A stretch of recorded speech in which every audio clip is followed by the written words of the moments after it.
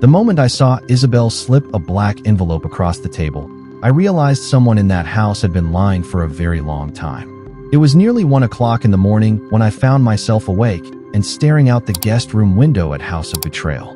Sleep rarely came easily in that mansion. The old place seemed to breathe at night. Floorboards settled, pipes whispered behind walls.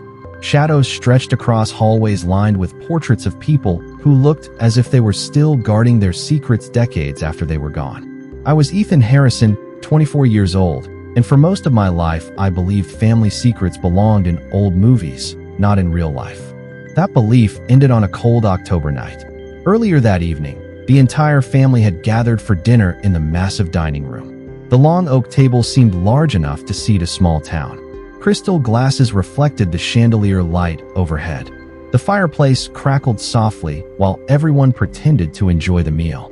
Harrison sat silently at the far end of the table wearing his faded work jacket, looking like a man nobody bothered to listen to anymore. Isabel poured wine with practiced elegance beside David, whose tired eyes never seemed to leave his glass for long. Eleanor remained beneath the chandelier, carefully avoiding eye contact whenever certain topics came up. Victoria controlled the conversation with calm precision. Thomas, the family attorney, smiled politely while saying very little. And James moved quietly through the room, watching everything while appearing to notice nothing. Then it happened. Just for a second, Isabel reached beside her chair and slid a black envelope toward Thomas. He covered it with one hand so quickly that most people would have missed it. But I didn't. Neither did Harrison. Our eyes met across the room for the briefest moment. He looked away first. That was what bothered me. Harrison never looked away from anything. Hours later, unable to stop thinking about it, I wandered through the dark hallway overlooking the rear gardens. That was when I noticed movement outside. 2 figures crossed the moonlit path toward the glass conservatory behind the mansion. I stepped closer to the window. Isabel, Thomas, the same black envelope, the same hurried pace, the same careful glances over their shoulders. Every instinct told me to go back to bed and forget what I had seen. Instead, I slipped downstairs, crossed the silent terrace, and followed them into the darkness. I had no idea that within a few hours, everything I believed about my family would begin to unravel. The conservatory stood at the edge of the estate beyond a row of ancient maple trees whose branches swayed gently in the autumn wind. I kept my distance as I crossed the stone path, careful not to make a sound. The glass structure glowed faintly from a single lamp inside. Through the panes, I could see Isabel and Thomas standing near a small round table. Neither of them looked relaxed. Thomas removed several documents from the black envelope, while Isabel folded her arms tightly across her chest. I moved closer until I could hear fragments of their conversation carried through a slightly open window. "He cannot know yet," Isabel said quietly. "If Harrison sees the final version, everything becomes complicated." Thomas adjusted his glasses and looked down at the papers. "You are running out of time. Once the annual trust review begins, questions will be asked." My pulse quickened. The family trust had always been treated like a sacred subject inside the mansion. Nobody discussed it openly. David especially avoided it whenever possible. Isabel lowered her voice even further. "The review will not matter if the signatures are completed first." Thomas did not answer immediately. Instead, he stared at the documents with an expression I had never seen before. It was not confidence. It looked more like concern. Before I could move any closer, my phone vibrated unexpectedly in my pocket. The sound was brief but loud enough in the silence of the night. Isabel turned instantly toward the window. I stepped behind a stone column and held my breath.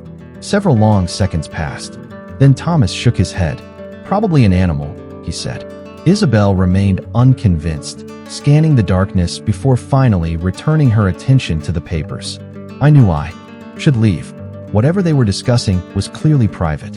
Yet every instinct told me that the conversation was connected to the tension I had felt at dinner, connected to the black envelope, connected to the strange look Harrison had given me across the table. Eventually, the meeting ended. Thomas placed the documents back inside the envelope and walked toward the main house. Isabel remained alone for another minute, staring out into the darkness as if she sensed someone had been watching. When she finally left, I slipped into the conservatory. The room smelled faintly of soil and roses. The table was empty except for one item that had been overlooked. A single sheet of paper lay beneath a flower catalog. Across the top was a title typed in bold letters, Family Succession Revision, and directly beneath it was a name I never expected to see, Harrison. For several seconds, I simply stared at the paper in my hands. Harrison. Out of every name that could have appeared on that document, his was the last one I expected. Most people in the family treated him like an aging outsider who drifted through the mansion without purpose. He rarely joined conversations. He never argued. He spent more time in the workshop behind the carriage house than he did inside the main residence. Yet somehow his name sat at the center of a document connected to the future of the entire estate. I folded the page carefully and slipped it inside my jacket before leaving the conservatory. The mansion was silent when I returned. A grandfather clock near the staircase showed 1:43 in the morning. As I moved through the hallway, I noticed a faint light beneath a door at the far end of the west wing. It was Eleanor's sitting room. Something made me stop. Eleanor was usually asleep by 10 o'clock. Curious, I stepped closer. Through the narrow opening, I could see her sitting alone in a chair beside the window. She held a framed photograph in her hands. Even from a distance, I recognized the people in it. A much younger Harrison stood beside Thomas and another man I did not know. They were smiling, standing shoulder to shoulder, not like strangers, like partners. The discovery unsettled me more than I wanted to admit. Earlier that evening, everyone had acted as though Harrison barely mattered. Yet the photograph suggested a very different history. The next morning, breakfast felt strangely normal. Sunlight poured through the tall dining room windows. James served coffee while David scanned messages on his phone. Victoria discussed an upcoming charity event. Isabel appeared calm and elegant as always. Nobody mentioned the previous night. Nobody seemed worried. Yet I could not stop studying their faces, looking for cracks, looking for signs. Then Harrison entered the room carrying a worn leather notebook. He nodded politely and took his usual seat near the end of the table. For a brief moment, his eyes met mine. There was no surprise in them, no confusion. Instead, I saw something that sent a chill through me. Recognition. It was as if he already knew where I had been, as if he already knew what I had found. He lifted his coffee cup slowly and spoke for the first time that morning. Some secrets survive because people are afraid of the truth, he said calmly. The conversation around the table stopped. Nobody answered him. Nobody even looked at him. But Eleanor lowered her eyes immediately, and Isabel's hand tightened around her coffee cup. The rest of the day passed beneath a surface of polite conversation and carefully controlled expressions, but I could feel tension moving through the mansion like an unseen current. Once I started paying attention, small details began connecting themselves in ways I could no longer ignore. David spent most of the afternoon inside his study, emerging only briefly before disappearing again whenever financial matters came up. Isabel seemed unusually attentive to him, answering questions before he could speak for himself. Victoria watched everyone from a distance with the calm confidence of someone who believed she understood every piece on the board. Yet the person who occupied my thoughts most was Harrison. After breakfast, I found myself remembering moments that had never seemed important before. There had been the charity gala 6 months earlier when Thomas abruptly changed the subject after Harrison asked a question about trust records. There was the Christmas gathering when Eleanor became visibly uncomfortable after an old photograph was mentioned. There was even a summer barbecue where James quietly stopped Harrison from entering a storage room moments before a private family discussion began. At the time, each incident appeared harmless. Now they felt connected. Late that afternoon, rain began tapping softly against the tall windows. I wandered through the library searching for anything that might explain the photograph I had seen in Eleanor's room. Most of the shelves contained family histories, biographies, and old business records. Nearly 2 hours passed before I found something unusual. Tucked between leather-bound volumes was a framed newspaper clipping nearly 40 years old. The article featured a photograph of 3 men standing outside a newly completed commercial development. I immediately recognized Thomas. Beside him stood the unknown man from Eleanor's photograph, and on the far left stood Harrison, looking younger but unmistakably the same person. The headline described them as founding partners in one of the largest property ventures in the region. Founding partners. I read the article twice to make sure I had not misunderstood. According to the story, Harrison had once held an ownership stake equal to the others. Yet nobody in the family ever spoke of him that way. That evening, as the rain continued outside, James quietly approached me while I stood near the fireplace. He glanced around to ensure nobody was listening. Then he spoke so softly I almost missed the words. "If you are asking questions about the past," he said, "be careful who notices." Before I could respond, he walked away. Across the room, Harrison sat alone in an armchair, staring into the fire. For the first time, I no longer saw an overlooked old man. I saw someone who had spent decades waiting for the right moment. The following morning brought an unexpected visitor. I arrived in the library shortly after 8 o'clock, hoping to continue searching through the estate records before anyone else was awake. Instead, I found a young woman already sitting at one of the large oak tables. She had dark hair pulled neatly behind her shoulders and several folders spread open before her. At first I assumed she was another consultant hired by the family. Then she introduced herself. "Sophia Bennett," she said, extending her hand. "I am an attorney." The name meant nothing to me, but the reaction it caused did not. Moments later, Thomas entered the library, saw her, and immediately stopped walking. His expression changed so quickly that it was impossible to miss. "What are you doing here?" he asked. Sophia closed one of the folders calmly, reviewing documents. The tension between them felt personal. Thomas recovered quickly and offered a polite smile, but his eyes remained fixed on the files in front of her. After a brief exchange, he left without another word. Sophia waited until he disappeared before speaking again. "You noticed that reaction, did you not?" she asked. I nodded. She studied me for a moment, as if deciding how much to reveal.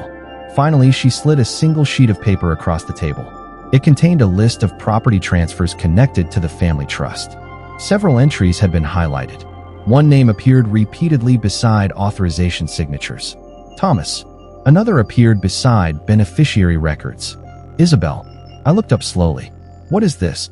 She folded her hands. A pattern. Outside, rain clouds drifted across the estate grounds, darkening the windows. Inside, the library suddenly felt smaller. Sophia explained that anonymous documents had been delivered to her office over the previous 6 months. At first, the records seemed harmless. Minor revisions, administrative updates, routine filings. But taken together, they suggested something else. Certain assets were being quietly repositioned. Ownership structures were changing. Layers of control were moving from one branch of the family to another. "Someone wanted me to find this," she said. "The question is why?" Before I could answer, movement outside the library door caught my attention. Harrison stood in the hallway. He was not entering. He was simply watching. For several seconds our eyes met through the glass panel. Then he gave the smallest nod imaginable and walked away. Sophia noticed. "You know him?" she asked. I hesitated. Not as well as I thought. For the first time, I began to wonder whether the anonymous source behind the documents had been sitting inside this mansion all along. Over the next 2 days, Sophia and I worked quietly, careful not to attract attention. We met in unused corners of the estate, compared records, and followed every trail the documents revealed. The deeper we looked, the more troubling the pattern became. None of the changes were dramatic on their own. A parcel of land transferred here. Voting rights adjusted there. Small revisions hidden inside hundreds of pages of legal language. Individually, they appeared routine. Together, they pointed toward a single outcome: control.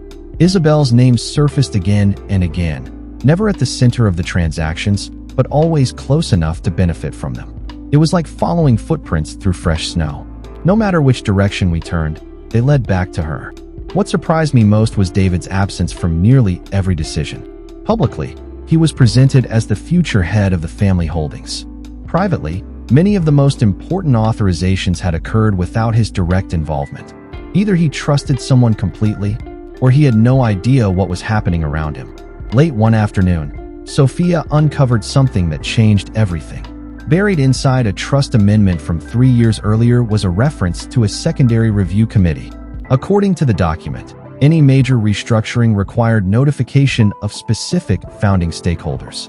Thomas had signed the paperwork. Isabel had approved the recommendation. Yet one required signature was missing: Harrison. We stared at the page in silence. "That is why they are worried," Sophia finally said. "Someone moved pieces on the board without securing the final approval. For the first time, the entire situation began making sense.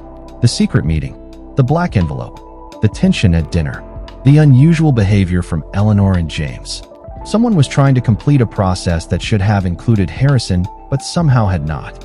That evening I found James organizing records in a storage room near the West Wing. He glanced at the document in my hand and immediately recognized it. His shoulders sank slightly. "You found it," he said. It was not a question. "What is Harrison's real role in all this?" I asked quietly. James looked toward the closed door before answering. "Most people see the man he became. Very few remember the man he was." He paused. "The family built its fortune because 3 men trusted each other. When that trust broke, everything changed." Before I could ask another question, the grandfather clock downstairs struck 7. Dinner was beginning. And for the first time since this started, I had the feeling that someone else knew we were getting closer to the truth. Dinner that evening felt different. Nobody raised their voice. Nobody argued. Yet the atmosphere around the long oak table felt tighter than it had at any point since I arrived at the estate. Rain tapped softly against the tall windows while the chandelier cast warm light across faces that seemed carefully composed. David looked exhausted. Eleanor barely touched her food. Thomas maintained his usual professional smile, but there was tension around his eyes now. Isabel remained poised and elegant, speaking with the confidence of someone accustomed to being in control. Harrison sat quietly at the far end of the table, appearing completely uninterested in the conversation unfolding around him. To anyone else, he looked detached. I no longer believed that illusion. Halfway through the meal, Victoria began discussing preparations for the upcoming annual trust review. The subject immediately captured everyone's attention. "We should finalize outstanding matters before next week," she said calmly. Thomas nodded in agreement. "The process will move much more smoothly that way." It was a simple exchange, yet I noticed Eleanor's hand tighten around her fork. I noticed David glance toward Isabel before answering any question related to the family business. Most importantly, I noticed Harrison watching everyone without appearing to watch anyone. Later that night, I could not sleep. Questions kept circling through my mind. Around 11 o'clock, I walked toward the old workshop behind the carriage house. A faint light glowed beneath the door. Curiosity pushed me forward. When I stepped inside, I found Harrison seated at a large wooden desk covered with notebooks, ledgers, and decades of records. He did not appear surprised to see me. "You have been looking for answers," he said. It was not a question. I nodded. Harrison leaned back slowly and removed a worn photograph from a drawer. The image showed him standing beside Thomas and the unknown man from the newspaper article. They looked young, ambitious, united. "His name was Charles Whitmore," Harrison said quietly. "He was the best man I ever knew." The sadness in his voice was impossible to miss. "What happened?" I asked. Harrison studied the photograph for several seconds before answering. "Trust was broken." Those 3 words carried the weight of decades. He opened another drawer and removed a thick file. Inside were copies of agreements, letters, and legal records dating back nearly 40 years. "Everyone believes this story started recently," he said. "They are wrong. What is happening now began a long time ago." He slid one document across the desk. At the bottom sat a signature I recognized immediately. Isabel. The date beside it was nearly 8 years old. Suddenly, I understood something important. Isabel had not just joined the game. She had been playing it for years. The annual trust review took place 3 days later inside the dining room that had witnessed decades of celebrations, arguments, and unspoken rivalries. The long oak table was covered with neatly organized folders and financial reports. Sunlight streamed through the tall windows, illuminating dust particles that drifted through the air like tiny fragments of forgotten history. Everyone was present. Victoria sat near the center with her usual calm confidence. Thomas arranged documents with practiced precision. Isabel appeared completely composed, offering polite smiles whenever anyone looked her way. David seemed exhausted, as though carrying a weight he could not fully understand. Eleanor remained quiet beside the fireplace. James stood discreetly near the doorway. Sophia occupied a seat near the end of the table, officially introduced as an independent legal observer. Harrison arrived last. He carried nothing except a worn leather folder. The meeting began routinely. Thomas reviewed trust performance, property valuations, and future planning recommendations. Numbers were discussed. Projections were presented. Everything appeared normal. Yet I noticed Sophia taking notes whenever certain properties were mentioned. I noticed Harrison watching Thomas with the patience of someone waiting for a specific moment. Eventually, Thomas reached the final section. The proposed restructuring package, he announced. Isabel lowered her eyes toward the documents in front of her. David nodded absently. Victoria looked satisfied. Thomas opened the black folder and prepared to continue. That was when Harrison spoke. "Before you proceed," he said calmly, "I believe several records should be reviewed." Silence settled across the room. Thomas froze. Isabel's expression remained controlled, but her fingers tightened around a pen. Harrison opened his leather folder and removed copies of agreements stretching back decades. One by one, he placed them on the table. Sophia immediately recognized them. So did Thomas. "These documents establish original partnership protections," Harrison said. "Protections that cannot be removed without full disclosure." Nobody interrupted him. The room seemed to shrink with every word. Sophia then presented her own findings. Property transfers, trust amendments, secondary authorizations, years of subtle adjustments connected through a chain of signatures and approvals. None of the documents were illegal on their own, yet together they revealed a pattern that had never been openly disclosed. David stared at the papers in disbelief. Eleanor closed her eyes. Victoria said nothing. For the first time since I had arrived at the estate, Isabel looked genuinely unsettled. Harrison folded his hands and looked around the table. "The problem is not the documents," he said quietly. "The problem is that too many people believed nobody was paying attention." And in that moment, everyone understood that the story they had been telling for years was beginning to fall apart. No one left the table immediately. The documents remained spread across the polished oak surface like pieces of a puzzle that finally formed a complete picture. For years, assumptions had guided every major decision inside the estate. Assumptions about power, assumptions about loyalty, assumptions about who truly controlled the future. Now those assumptions were being replaced by facts. David was the first to speak. His voice was quiet. "You knew all this time?" he asked, looking toward Harrison. Harrison did not answer immediately. He simply folded the final document and placed it back inside the leather folder. "I knew enough to wait," he said. The response seemed simple, but it carried decades of patience behind it. Across the room, Eleanor finally looked up. Tears shimmered in her eyes, not from shock, but from relief. It was the expression of someone exhausted from carrying a burden for far too long. Sophia continued organizing the evidence while Thomas stared silently at the table. The confidence that had defined him throughout the proceedings was gone. Victoria remained composed, yet even she could not hide her disappointment. Isabel said very little. For the first time since I had known her, she seemed unable to predict what would happen next. The review meeting ended without the restructuring package being approved. Independent auditors would examine every recommendation, every transfer, every amendment. The process would take months, perhaps longer. Yet the outcome no longer felt uncertain. The following morning, sunlight filled the estate grounds. The rain had passed. Workers moved through the gardens. Birds returned to the old maple trees. Life appeared unchanged, but something fundamental had shifted. The mansion felt lighter somehow. Secrets that had lingered in hallways and dining rooms for years no longer held the same power. Before leaving the estate, I found Harrison standing alone near the lake behind the property. The water reflected the bright autumn sky. He looked older than ever, yet somehow stronger too. Was the meeting in the conservatory the beginning of all this? I asked. Harrison smiled faintly. No, he looked across the water. That meeting only revealed what had already been happening for years. I thought about the black envelope, the hidden documents, the late-night conversations, the careful manipulations. All of it had seemed like the center of the story when I first discovered it. Now I understood differently. The real story was not about a single meeting. It was about truth surviving long enough to be heard. As I walked back toward the mansion one final time, I glanced at the dining room windows reflecting the morning sun. The family would continue. The estate would continue. But nothing inside those walls would ever be viewed the same way again. Some secrets destroy families. Others save them. The difference is who finally decides to bring them into the light.